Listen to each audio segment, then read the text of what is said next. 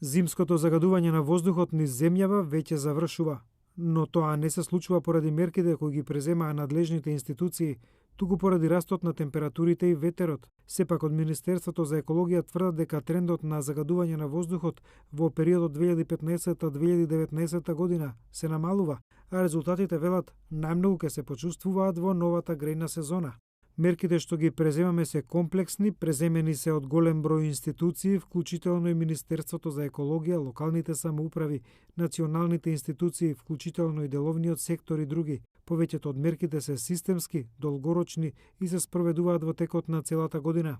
Во мобилната апликација Мој воздух мерачите покажуваат дека загадувањето повеќе не е присутно и ја нема црвената боја што ја гледавме секојдневно во деновите кога воздухот беше презагаден. Меѓутоа, од еколошките организации велат дека воздухот не се прочисти поради преземените мерки на државата, туку поради промената на временските услови и ветерот. Аријанит Џафери од Екогерила оценува дека преземените мерки не дале никаков ефект, бидејќи биле популистички.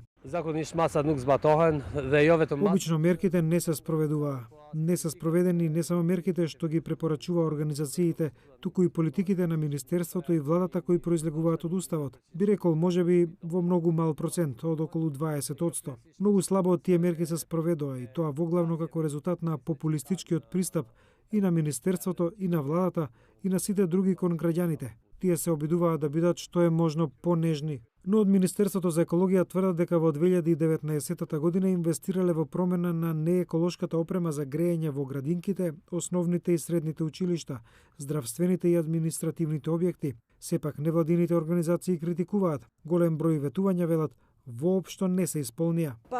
Ветија дека конкретно болницата во Чаир ќе се пренамени, ќе се префрли од грејење на мазут на еколошко гориво, меѓутоа се уште ние гледаме дека таа е на мазут.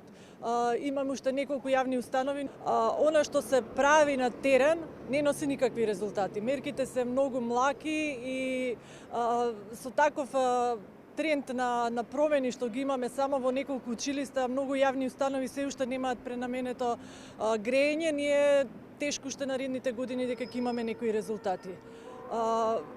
Треба да имаме резултати, врз основа на тие резултати да одредиме дали некои ветувања или дали некои работишта кои тврдат дека ги презеле носат резултат. Од иницијативата О2 велат дека тендерите за снабдување со мазут и нафта за грејење на некои институции за 2020-та докажуваат дека мерките остануваат само ветувања.